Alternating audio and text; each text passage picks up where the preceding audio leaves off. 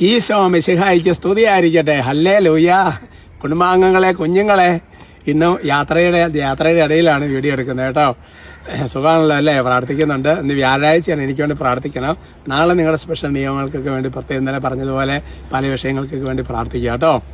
പ്രാർത്ഥിക്കുന്ന ഞാൻ ഒന്ന് രണ്ട് നിയമങ്ങൾ പ്രത്യേകം വെച്ചിട്ടുണ്ട്. അതെല്ലാം ഒന്ന് ദൈവകൃപയിലായിത്തീരാൻ വേണ്ടി പ്രാർത്ഥിക്കാവോ?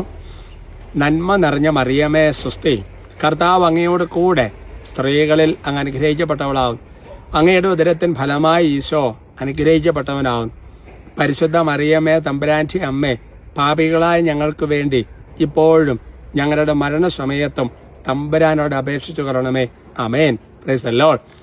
ഇന്നത്തെ വിഷയം മാർക്കോസ് 6:38 തലക്കെട്ട് കൊടുത്തിരിക്കുന്നത് ഇങ്ങനെയാണ്: നിങ്ങളുടെ കൈവശം എന്തുണ്ട് എന്നുള്ളതാണ് തലക്കെട്ട്.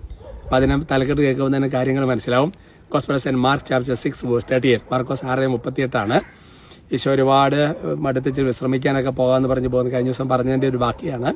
കരയ്ക്ക് ഇറങ്ങി കഴിഞ്ഞപ്പോഴത്തെ ആൾക്കാരെല്ലാം കൂടി ഓടിക്കൂടി ഇടയില്ലാത്ത ആടുംപറ്റം പോലെ അനുകമ്പ തോന്നി. അപ്പോൾ പിന്നെ ശുശ്രൂഷ അങ്ങോട്ട് ആരംഭിച്ച് പ്രഘോഷണങ്ങൾ കാര്യങ്ങളൊക്കെ ഈശോ നടത്തുകയാണ്. അപ്പോൾ സന്ധ്യ വാങ്ങി തുടങ്ങി. ഞങ്ങൾക്ക് ഭക്ഷണം കൊടുക്കണം, അതാണ് പശ്ചാത്തലം. അപ്പോൾ ശിഷ്യന്മാർ പറഞ്ഞവർ ഇച്ചിരി പോയി ഭക്ഷണമൊക്കെ മേടിച്ചിട്ട് വരട്ടെ. അപ്പോൾ കർത്താവ് ചോദിക്കുന്ന വചനമാണ്. അവൻ അവരോട് ചോദിച്ചു, ശിഷ്യന്മാരോട് ചോദിച്ചു, നിങ്ങളുടെ കൈവശം എത്ര അപ്പമുണ്ട്? ചെന്ന് നോക്കുവിൻ. അവർ ചെന്ന് നോക്കിയിട്ട് പറഞ്ഞു, 5 അപ്പവും 2 മീനും. എൻ്റെ പ്രിയപ്പെട്ട സഹോദരങ്ങളെ, വളരെ മനോഹരമായ വചനമാണ്. ശരിക്കും പറഞ്ഞാൽ അവർക്ക് കർത്താവ് വളരെ കൃത്യമായിട്ട് പറയുകയാണല്ലോ, നിങ്ങളുടെ കൈവശം എത്ര ഉണ്ട്? അവർക്ക് ഉദ്ദേശം ഒരു 5-8 കാണുമായിരിക്കും അല്ലേ?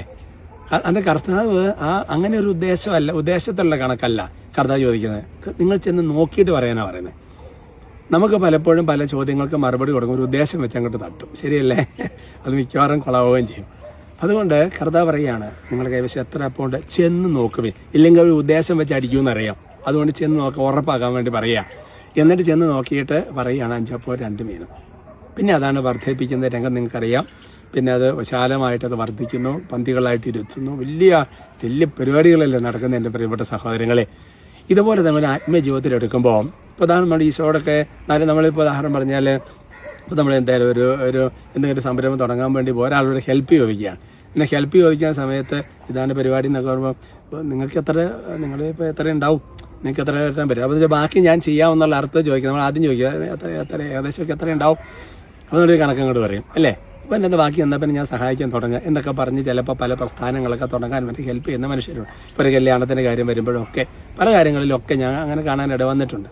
എൻ്റെ പ്രിയപ്പെട്ട സഹോദരങ്ങൾ, ഇനി ആത്മീയ ജീവിതത്തിലേക്ക് വരിക. ഇപ്പോൾ ഉദാഹരണം പറഞ്ഞ് നമ്മൾ കർത്താവിനോട് ചോദിക്കും, കർത്താവ് നമുക്ക് തന്നിരിക്കുന്ന ഒരുപാട് അല്ല മറ്റു കഴിവുകൾ, കൃപകൾ എന്നൊക്കെ പറഞ്ഞ സംഗതികളുണ്ട്. അപ്പോൾ അത് ഏത് കാര്യത്തിനും നീ എത്രമാത്രം അധ്വാനിച്ചു? നീ ജോലിക്ക് വേണ്ടി പ്രാർത്ഥിക്കുന്നുണ്ട്, സംഭവം ശരിയാണ്.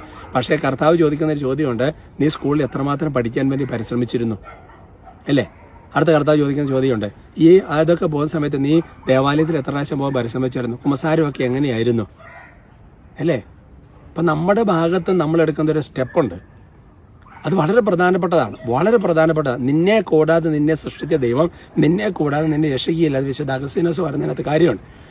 അപ്പം അതുകൊണ്ട് നമ്മളിതൊന്നും ചെയ്യാതെ നടന്നതിന് ശേഷം നമ്മളിങ്ങനെ പ്രാർത്ഥിക്കാൻ വേണ്ടി തുടങ്ങുമ്പോൾ ഈശോ ചോദിക്കുന്ന ചോദ്യമുണ്ട്, നീ ആ കാര്യത്തിൽ നീ എത്രമാത്രം അധ്വാനിച്ചു, നീ എത്രമാത്രം കഷ്ടപ്പെട്ടു, നീ എത്രമാത്രം വർക്ക് ചെയ്തു അല്ലേ? ഇതൊക്കെ ചോദിക്കുന്ന ചോദ്യമാണ്. നീ എന്തുമാത്രം പ്രാർത്ഥനകൾ ചൊല്ലി, നിന്റെ ആധ്യാത്മിക എങ്ങനെയായിരുന്നു, എത്ര ധ്യാനങ്ങൾക്കൊക്കെ എത്ര പോയിട്ടുണ്ട്, ഇതൊക്കെ ചോദ്യങ്ങളാണ്. അപ്പം അതുകൊണ്ട് ഏത് കാര്യത്തിനും ഈ ചോദ്യം ഉണ്ട്, നിന്റെ കൈവശം എന്തുണ്ട്?